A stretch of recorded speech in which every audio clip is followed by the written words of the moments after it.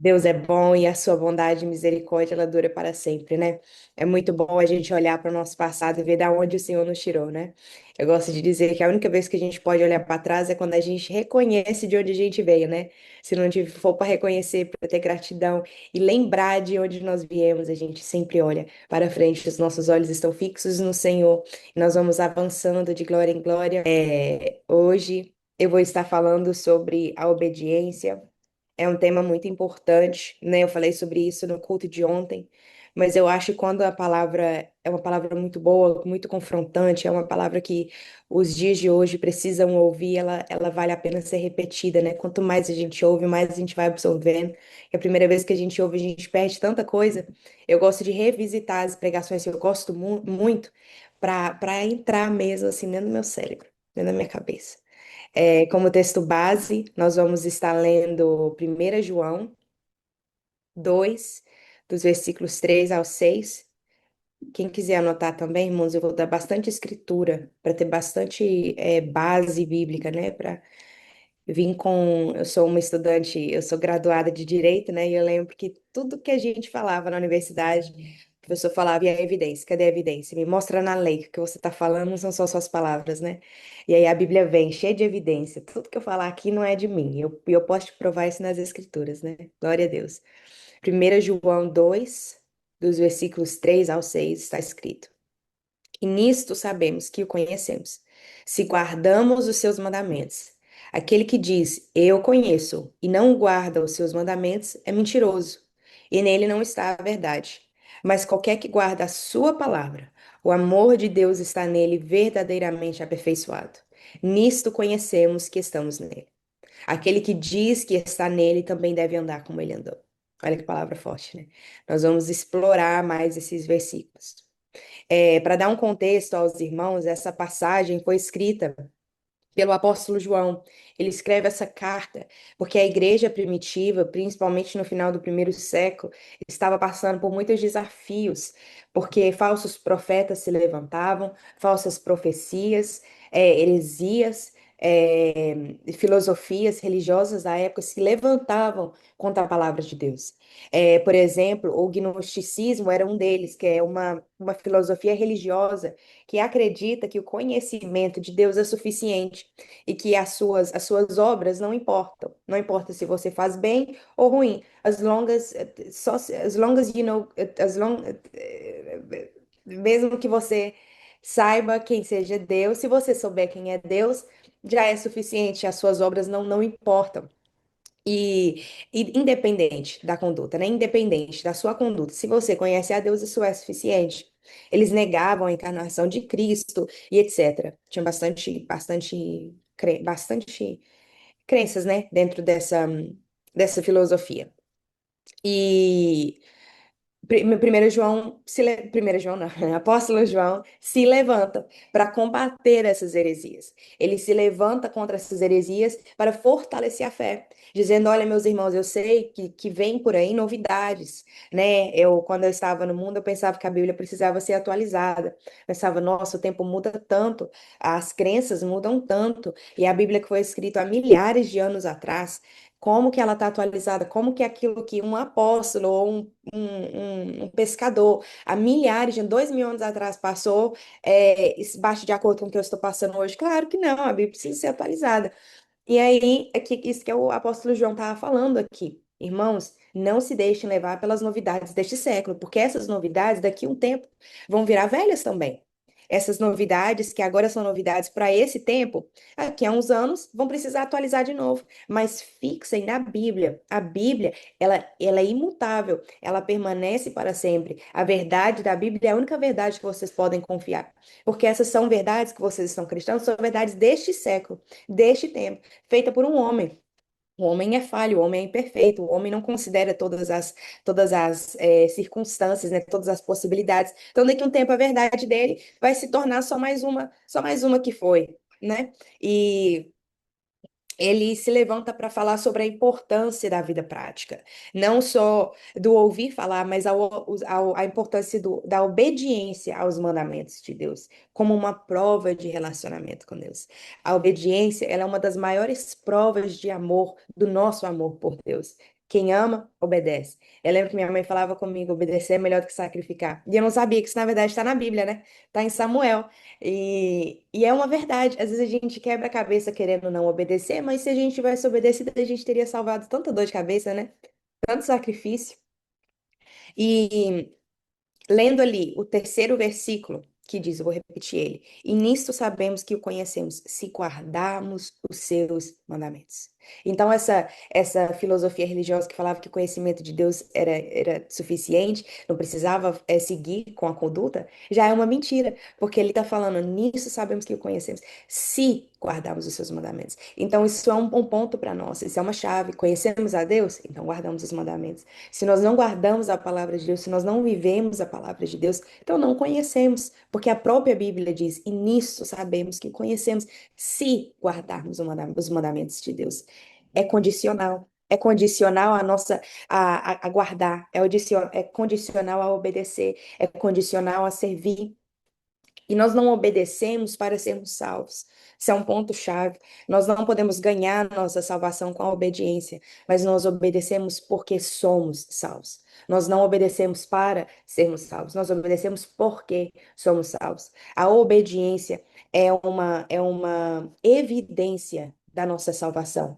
É um resultado da nossa salvação. É o resultado Desculpa, é o resultado da presença do Senhor em nós. Nós obedecemos como uma consequência. Vem, é algo que sai de dentro de nós, porque a presença do Espírito de Deus, ela produz frutos. Produz frutos. E a fé salvadora sempre produzirá frutos de obediência em nós, porque Deus, ele não contradiz na sua palavra. Deus não contradiz a sua palavra. Então, se ele falou na sua palavra, que se você o conhece, você guarda os seus mandamentos, a presença dele em nós vai produzir obediência. Por quê? Porque a obediência abre portas de bênçãos do Senhor sobre a nossa casa. A obediência, ela abre portas de intimidade com Deus. É um ciclo. Nós obedecemos porque nós amamos, e nós amamos, e porque nós amamos, nós obedecemos, e a obediência traz a intimidade com Deus. E é esse ciclo, porque amamos, obedecemos, e porque obedecemos, somos íntimos de Deus. E isso é a maior recompensa da obediência é estar próximo de Deus. É saber que, olha, eu estou agradando meu Pai. E a gente não pode obedecer, a gente não pode agradar a Deus sem a obediência, porque Ele não contradiz a sua palavra. Ele não contradiz a sua palavra. A obediência não é a causa da salvação, mas sim o resultado dela. A obediência não é a causa da salvação, mas sim o resultado dela. Glória a Deus por isso. E estudando essa palavra, o Senhor, ele é tão perfeito que ele não quis deixar sombra de dúvida naquilo que ele fala. Então, com tudo que você vê na Bíblia, Deus tem pelo menos duas referências cruzadas que falam exatamente a mesma coisa ou que falam que tem o mesmo princípio, para a gente não ter sombra de dúvida de que é o Senhor, né? E a Bíblia ela foi escrita em três continentes diferentes, na Ásia, na África, na Europa, com aproximadamente 40 autores diferentes que variam entre reis e pescadores, né? O Senhor é um Deus muito maravilhoso, ele incluiu a todos. E foi escrito em aproximadamente 1500 anos. E em tudo isso, meus irmãos, com tudo isso, a palavra de Deus é perfeitamente harmônica. A palavra de Deus, ela não tem sombra de variação. Não há contradição dentro da palavra do Senhor. Não há mudança, não há variação, não há erro, não há nada de errado com a palavra de Deus. E teve uma vez, acho que eu até compartilhei aqui uma vez que eu estava conversando com um muçulmano, ele falou assim: Ah, se seu Deus é o Deus certo, então por que que as pessoas se convertem ao islamismo? Falei, porque eles não conheceram a Deus de verdade. Porque eles não conheceram a Deus. Porque talvez eles chegaram para alguém e foi fazer uma pergunta, chegaram a cristão a fazer uma pergunta, o cristão não soube responder, e aí a pessoa pensou, aí ó, tem uma brecha no cristianismo. Encontrei o ponto fraco do cristianismo. Não, é porque talvez a pessoa não estudou o suficiente, ou talvez porque o muçulmano chegou de coração fechado, ele não estava querendo ouvir, ou sabe, talvez a pessoa não quis, não conseguiu explicar direito, várias razões. Menos que Deus não é Deus. Pode falar, pode ser o que for, mas em algum ponto aí teve uma miscomunicação.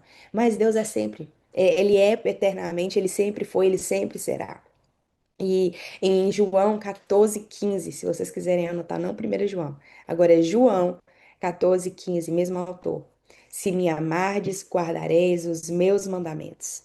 A obediência, ela é uma expressão de amor por Jesus. A obediência, ela é uma expressão de amor. Não obedecemos por obrigação ou medo. Eu compartilhei ontem na igreja que quando eu voltei para os caminhos do Senhor, eu voltei porque eu estava com muito medo do inferno, né? E aí, depois que eu voltei, I fell in love with Jesus. Eu me apaixonei por Jesus. Aí eu falei assim, não, agora eu tô aqui não por causa que eu tô com medo do inferno. Na verdade, eu quero que Jesus volte logo, né? Agora eu estou aqui porque eu amo a presença dele. Eu tava conversando com uma menina num evento e ela tava assim, gente, o pessoal tava ficando doidinho lá, se embriagando, bebendo, bebendo, bebendo. Aí ela falou assim pra mim, passa, não bebe. Não, não, não, não, tal. Aí a gente conversando. Aí eu falei pra ela, você acredita em alguma coisa? Aí ela, eu acredito que há uma força maior lá fora. Eu falei assim, é? E quando for o fim dos tempos, quando você morrer e tudo, pra onde você vai? Eu falei assim, eu acredito que as pessoas que fazem bem vão para um lugar bom e as pessoas que fazem ruim vão para um lugar ruim. Eu falei assim, olha, isso não é o que a Bíblia diz. A Bíblia diz que todos nós somos pecadores e o preço do pecado é a morte. Então todos nós estávamos condenados a morrer. Mas Jesus veio no nosso lugar e pagou esse preço que era para nós, a morte era para nós, mas Jesus veio e pagou esse preço no nosso lugar. E hoje nós temos acesso à salvação através de Jesus, mas Jesus é a única forma de ir para os céus. Então aqui a nossa salvação não vem por causa da obediência, mas nós obedecemos por causa da nossa salvação. E eu falei para ela, eu te encorajo a orar.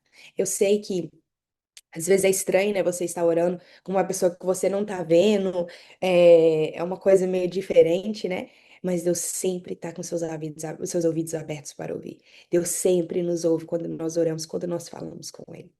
E a gente mostra o nosso amor por Deus não só com as nossas palavras. Ah, Deus, eu amo a tua presença, eu te amo, mas com as nossas ações, com as nossas escolhas. A obediência, ela é uma escolha. Assim como nós escolhemos obedecer, nós também podemos escolher desobedecer. É uma coisa que é up to us, é a nossa decisão, o que faremos com as nossas decisões.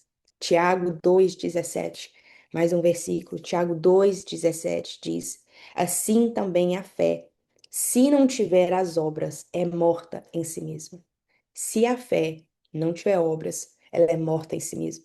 Então nós vemos aqui que ambos os livros, tanto João, tanto 1 João, tanto Tiago, ensinam que a fé salvadora produz fruto de boas obras.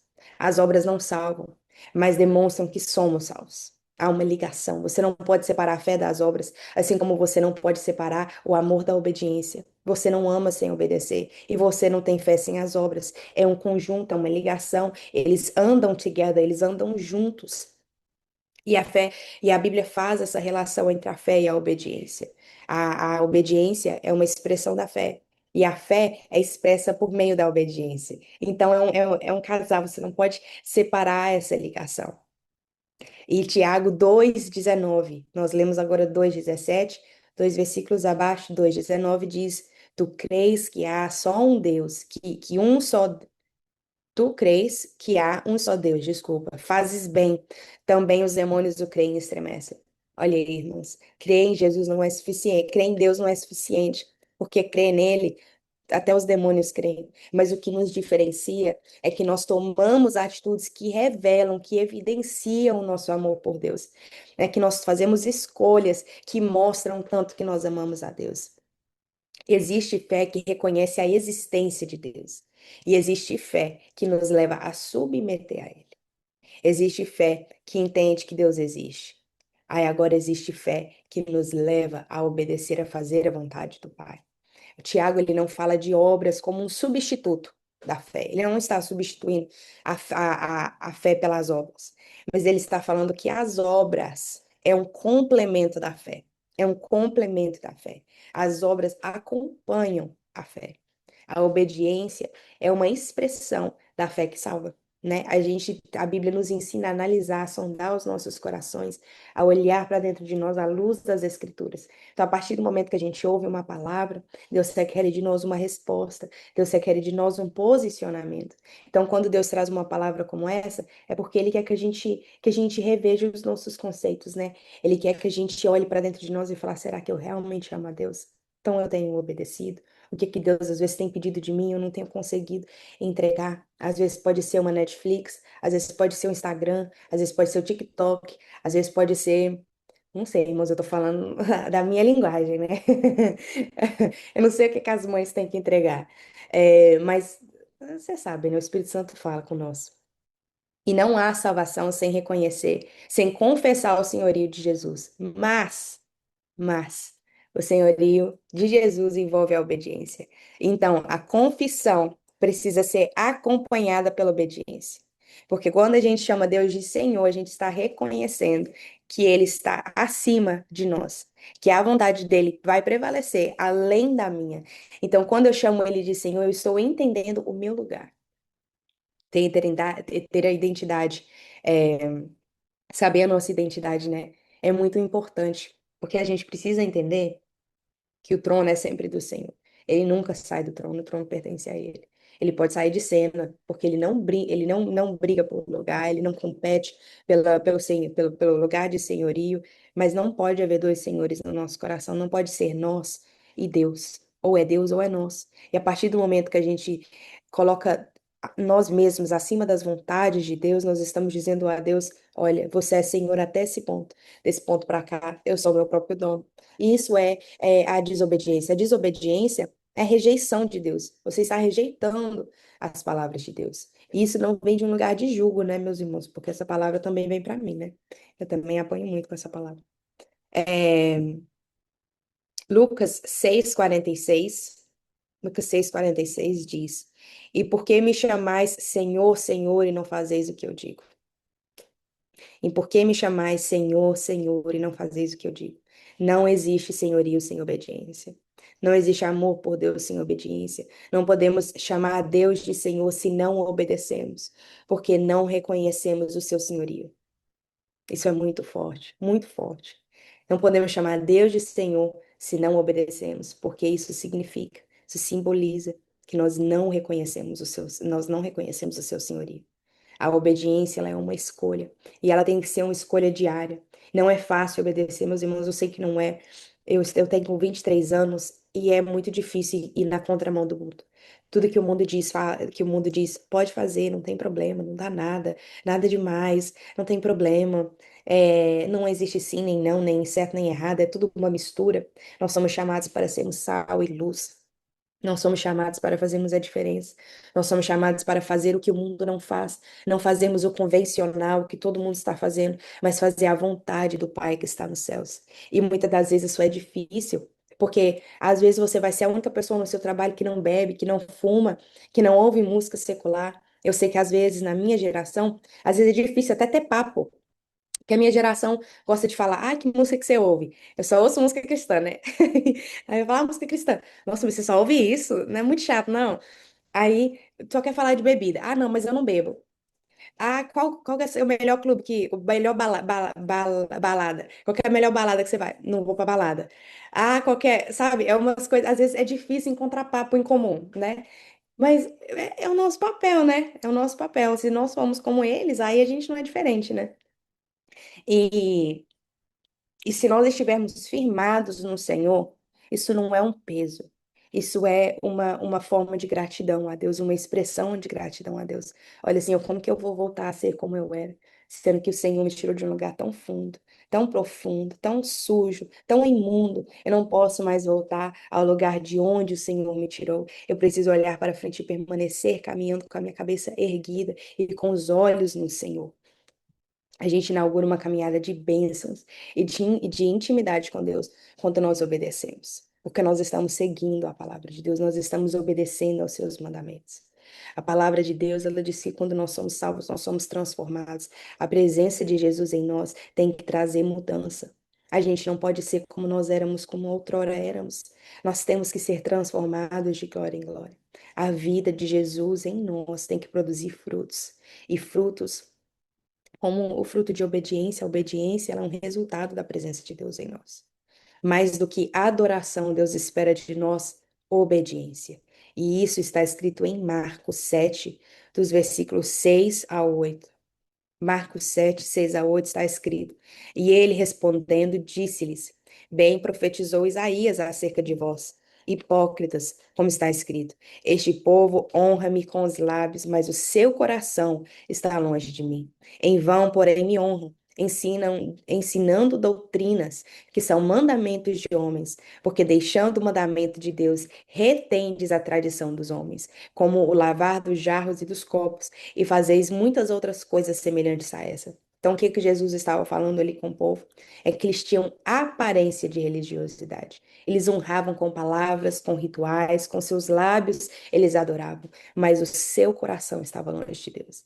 Às vezes a gente entrega para Deus as nossas mãos, a gente dá as mãos para a gente receber a bênção, mas a gente não entrega o coração, porque o coração significa que nós temos que estar quebrantados, humilhados, submissos. As mãos é para as bênçãos, né? De ficar as mãos erguidas, as mãos abertas, assim, para receber. Mas aí Deus fala, e o coração? Aonde está o seu coração? Aonde estão as suas prioridades? Eu falo que eu até comentei com os irmãos, eu fiz o voto, né, de acordar às 5 horas da manhã para orar todos os dias por um ano. E, gente, como é difícil, cara. É muito difícil acordar esse horário, porque eu tenho o meu Apple Watch e ele sempre me fala quando eu estou entrando no sono profundo. E é bem no horário que eu acordo que eu estou caindo no sono profundo. Então é o horário mais difícil para mim acordar. E a vida não para, né? A vida não para porque você vai acordar às 5 horas da manhã. Então, às vezes, você vai dormir super tarde, tem que acordar cedo, e aí você já tem que ficar acordado pro resto do dia. Mas, irmãos, a nossa recompensa é no céu. O nosso galardão espera por nós lá no céu. Todo o esforço que você fizer nessa terra não passa batido. Eu lembro que para mim parar de ouvir música mundana era muito, muito, mas muito difícil mesmo, era muito difícil. Mas o Senhor me ajudou e eu sei que o Senhor me honra por causa desse sacrifício que eu fiz. Eu sei que o Senhor honra por causa das orações às 5 horas da manhã. E o Senhor nem precisava, né? Porque é o mínimo do mínimo que a gente pode fazer, é entregar para Ele algo muito precioso. Eu falo, Senhor, para mim, o melhor que eu posso te dar, além do meu coração e do meu tempo, é o meu sono, porque é algo assim que para mim, minha mãe sabe que me custa muito. Irmãos, eu gostaria de dormir 12 horas por dia, cara. Se eu pudesse, 12 horas.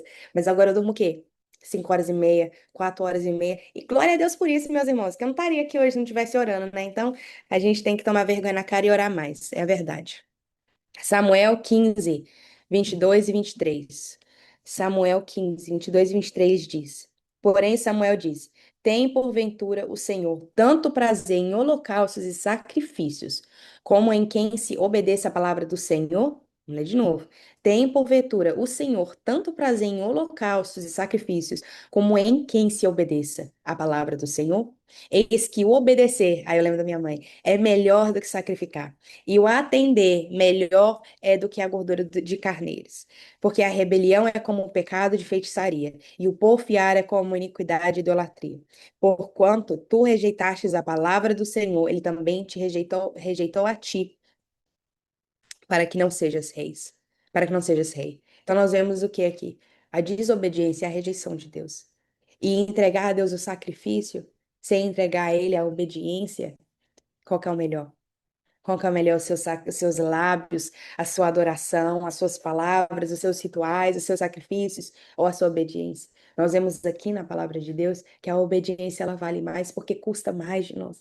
O sacrifício a gente pode, né? Naquela época eles pegavam os animais, matavam e tudo e faziam entregavam o sacrifício ao Senhor, mas a obediência ela custa mais. Dar o nosso coração ao Senhor significa sair do controle e isso nos custa muito, né? A gente gosta de saber de tudo, a gente gosta de entender tudo, mas às vezes Deus espera de nós a confiança, além do entender, né? Deus espera de nós a obediência, além daquilo que os olhos podem ver.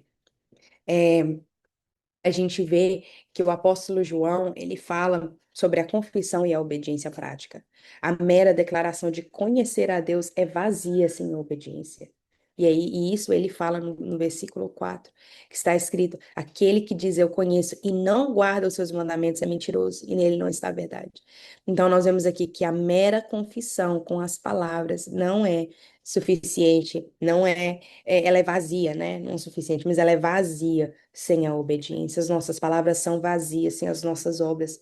Tem gente que fala, né? Faço o que eu falo, mas não faço o que eu faço. Entendeu? A gente tem que viver o que a gente prega. A gente tem que ser uma Bíblia que anda. Às vezes nós vamos ser a única Bíblia que alguém vai ver. Igual essas pessoas que eu conheço da minha geração, a única coisa que eles sabem da Bíblia é o que eles ouvem. porque eles não abrem a Bíblia para ler. Então, cabe a nós, esse é o nosso papel, é trazer a Bíblia para eles, é revelar Jesus a eles, e é através de nós eles serem atraídos a esse Deus. Nossa, mas como que você. Eles estavam tendo essa conversa entre eles.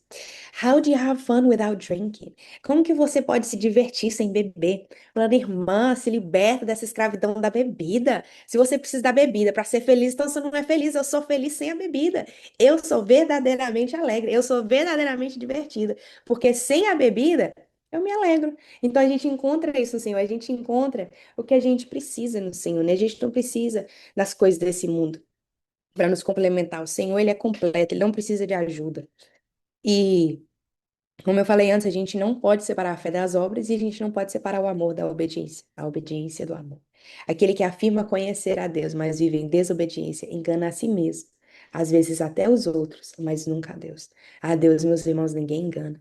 Ele nos lê assim como um raio-x, assim, ele vê tudo, nada passa batido aos olhos do Senhor, nada passa despercebido, não há nada que nós podemos esconder de Deus. Por isso, quando nós oramos, nós devemos abrir o nosso coração, rasgar o nosso coração. Nós podemos ser fortes lá fora para os nossos filhos, para a família, para os amigos no casamento, mas perante a Deus nós não precisamos ser fortes, porque quando nós somos fracos, aí nós somos fortes, porque o seu poder se aperfeiçoa na nossa fraqueza. Então a gente tem que ir para Deus, vai quebrado do jeito que você estiver, vai com preguiça do jeito que você estiver, vai com sono. Às vezes eu falo, Espírito Santo, eu tô com tanta dificuldade de acordar para orar hoje, me ajuda. E aí ele manda o socorro dos céus, ele manda a providência. E Tiago 1:22, falei que ia ter bastante versículo, ter bastante evidência. E sede cumpridores da palavra e não somente ouvintes, enganando-vos com falsos discursos. Então nós vemos aqui, não só ouça, é muito bom ouvir, mas também pratique, também viva essas palavras. Quando você sair daqui, procure a obedecer, procure a refletir. A gente nunca está perfeito. Então, toda vez que nós ouvimos uma palavra, há algo em nós que precisa dar uma melhoradinha. Hoje eu serei melhor do que eu fui ontem. Amém? E eu também tenho que fazer isso. E nele não está a verdade, porque a verdade de Deus transforma. A obediência é uma resposta de amor ao amor de Deus. Então, porque nós fomos amados, nós amamos, e nós amamos e expressamos esse amor através da obediência. Eu não obedeço para ser salvo, eu obedeço porque sou salvo. Não conhecemos a Deus se não guardamos as suas palavras, né? Se nós não obedecermos, nós não amamos. E se nós não amamos, nós não conhecemos. A obediência não é um meio da salvação, mas um resultado dela. Mateus 7:21, mais uma referência para nós. Mateus 7:21 diz: Nem todo o que me diz Senhor, Senhor entrará no reino dos céus, mas aquele que faz a vontade do meu Pai que está nos céus. Olha a condição: nem todos que diz Senhor, Senhor entrará no reino dos céus, mas aquele que faz a vontade do meu Pai. Então, nós temos que viver a prática da vontade de Deus. A nossa vida tem que refletir o amor de Deus por nós, além das palavras. Por que que nós amamos? Porque nós fomos amados primeiro. Por que que nós obedecemos? Porque Jesus deixou um exemplo para nós. Até Jesus obedeceu, meus irmãos. Até Jesus, que é Deus, obedeceu à vontade do seu Pai. Ele veio como homem e ele carregou a cruz. Ele foi até o fim. Ele poderia a qualquer momento ter falado: Não, não preciso disso. Eu já sou salvo, eu sou Deus, eu não preciso disso. Mas ele não, ele carregou a cruz até o fim.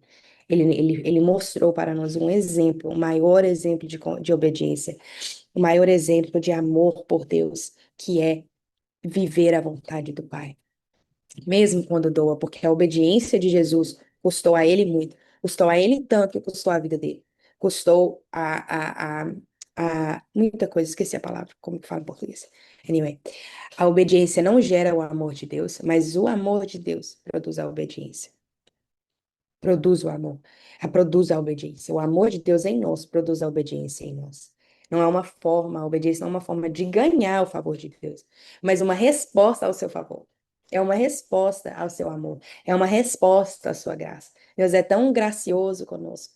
E o mínimo que eu posso fazer é obedecer às suas palavras. Mais uma referência para nós aí, João 14:21. Aquele que tem os meus mandamentos e os guarda, este é o que me ama. E aquele que me ama será amado de meu Pai, e eu o amarei e manifestarei com ele. Me manifestarei nele. Tá vendo que esse versículo reforça a ligação entre o amor e a obediência? Aquele que tem os meus mandamentos, não só tem, então tem, já ouvi falar, a audição, né? Mas guarda a obediência.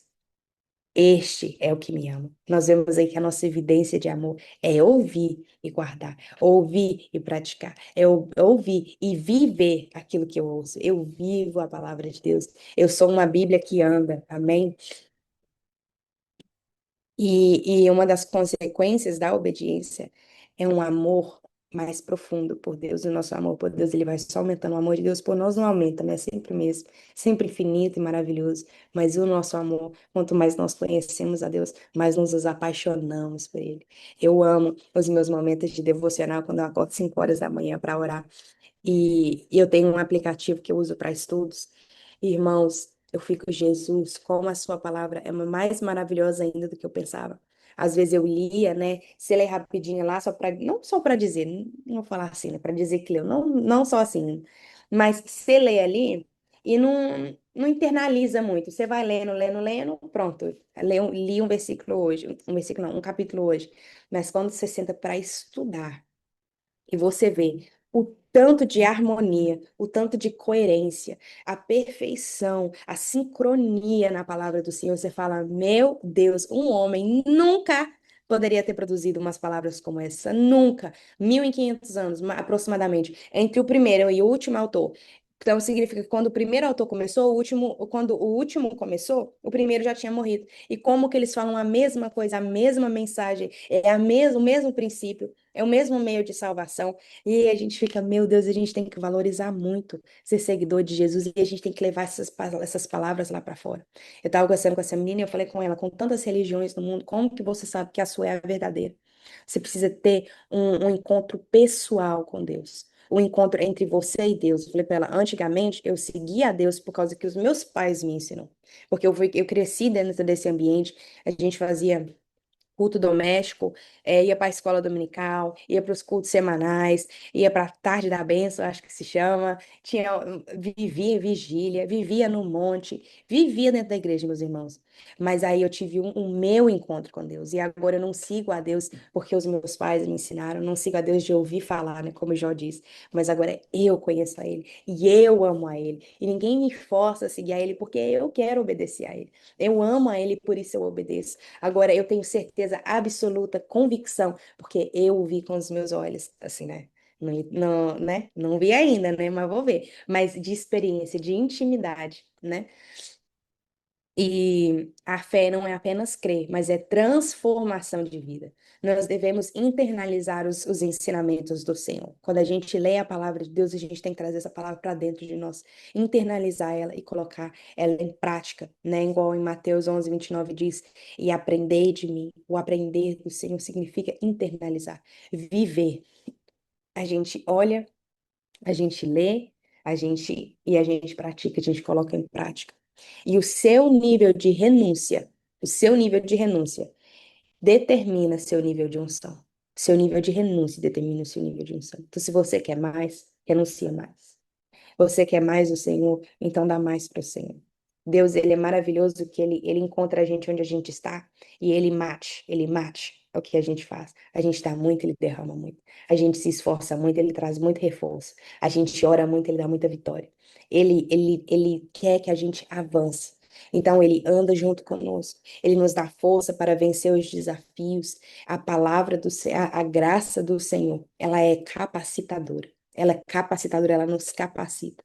Quando Jesus diz vá e vai e não peque mais, não vai e não peque mais, ele nos dá os recursos para cumprirmos essa ordem. Quando ele fala isso, ele não estava dando uma opção, não era uma sugestão, era uma ordem. Vai e não peques mais. Se você quiser, não, vai e não peques mais. É uma ordem, mas ele também nos dá os recursos para viver isso. Ele é fiel e não permitirá que nós sejamos tentados além do que nós podemos suportar. E isso está escrito em 1 Coríntios 10, versículos 12 e 13. 1 Coríntios 10, 12 e 13. Aquele, pois, que cuida estar em pé, olhe, não caia.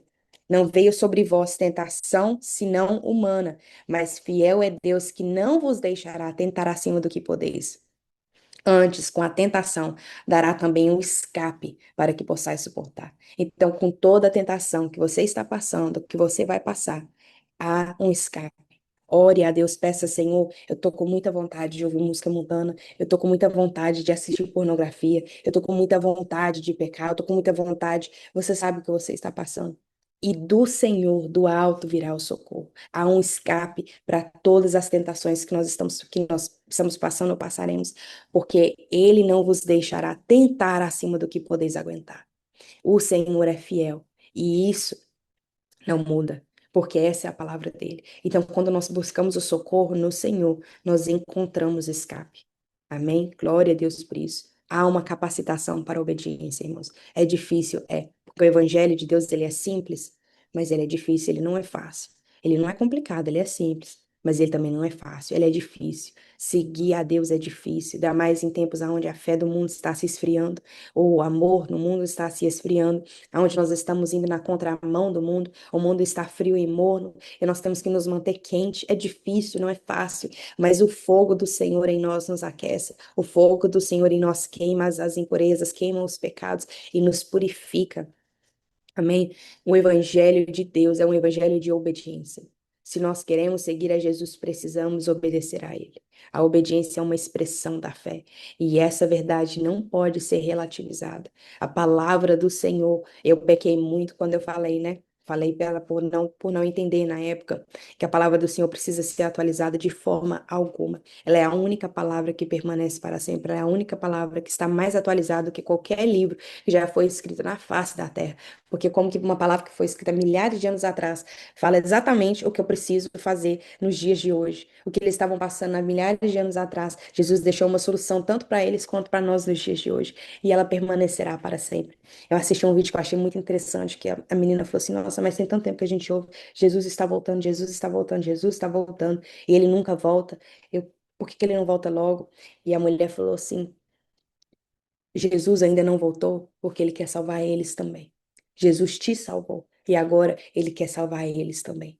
Então a gente vê que Jesus ele tá com pressa para vir também, mas a palavra de Deus fala que ele não vai voltar enquanto todo mundo na terra não ouvir do Senhor, as boas novas da salvação, ter a chance, né, de ouvir. Então cabe a nós, meus irmãos, se nós ansiamos a vinda de Jesus Cristo, então que preguemos, que falamos em tempo e fora de tempo.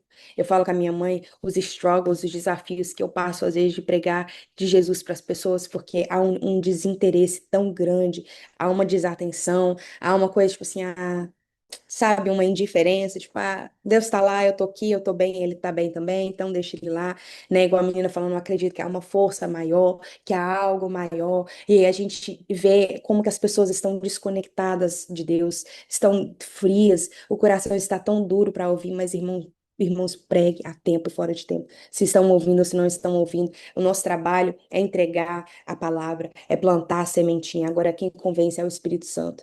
E isso eu falo para mim mesma, porque é muito difícil você falar com uma pessoa que não tem interesse. Ou é muito difícil quando você fala com uma pessoa que te sente, que você vê aquela indiferença, né? Mas não cabe a nós julgar, né? Não cabe a nós convencer as pessoas, isso é o trabalho do Espírito Santo. E sujeição, irmãos, é obediência. Lembrem disso. Quando você está sujeitando a Deus, você está obedecendo a Ele. Eu gosto da Rainha Elizabeth, que ela fala que a única vez que ela tirava a coroa dela era para ajoelhar e orar. Todo mundo se ajoelhava a ela, né? Todo mundo assim, se prostrava perante ela com muito respeito, com muita, né? Rainha, mas ela também entendia que acima dela havia um rei, a que todos se prostrarão, toda a língua confessará e todo joelho se dobrará. Então eu agradeço a oportunidade de poder ter trago essa palavra, agradeço a Deus, espero que essa palavra tenha alcançado o seu coração e que em nome de Jesus essa palavra venha produzir frutos em nós, né? Venha trazer mudança dentro de nós, em nome de Jesus. Paz do Senhor, estou aqui para falar um pouquinho do projeto Mães e Filhos que Oram. E talvez você esteja perguntando, mas o que é o Mães e Filhos que Oram? O Mães e Filhos que Oram nasceu no ano de 2019 em Londres, com o objetivo de conectar o coração de mães e filhos a Deus através da oração, restaurando o altar do Senhor dentro da nossa casa. Nós temos devocionais e oração na plataforma do Zoom de segunda a sexta. Siga-nos na página do Instagram para você ter todas as informações e não ficar de fora. Que Deus fortaleça a sua vida de oração em família, porque é para isso que nós estamos aqui. Esperamos por vocês.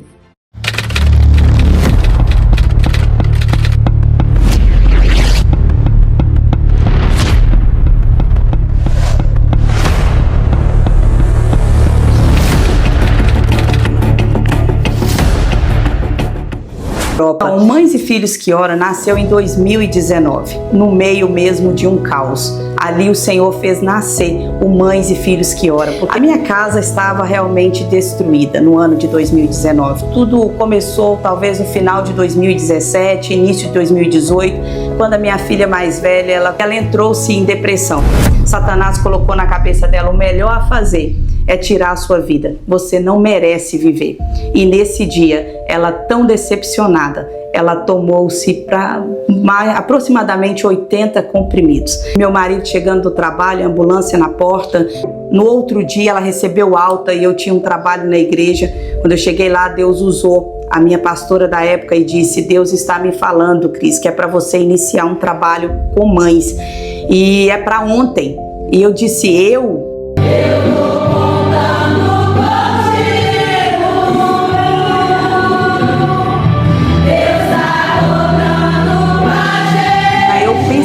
quando eu pensava, Deus respondia através dela. Eu disse: eu sou a última pessoa do mundo a fazer um trabalho com mães. A minha filha mais nova está em depressão, minha filha mais velha é afastada. Impossível.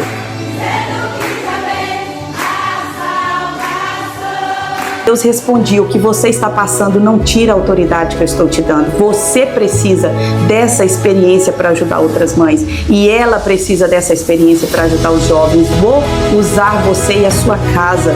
Então, Mães e Filhos que Oram nasceu nessa condição. Em meio desse caos, nasceu-se o Mães e Filhos que Oram. E Deus disse: eu vou restaurar a sua casa. E restaurarei a casa de todas as pessoas que, com perseverança, se posicionarem em oração. E Deus falou: esse projeto vai entrar dentro de várias casas e cada casa que abrir a porta significa que elas estão aceitando a proposta do altar do Senhor para que a sua casa seja restaurada. E assim nós temos um trabalho no Zoom que tem alcançado vidas ao redor do mundo. Estamos em vários países, temos orações e palavras de segunda a sexta e Deus tem feito grandes coisas para a glória dele. E eu queria te convidar, venha fazer parte com a gente. Somos uma equipe. Temos 2 líderes no Brasil, uma em Londres, outra na França, e nós estamos juntos somando para que o reino cresça. E você é muito bem-vindo. Venha participar conosco.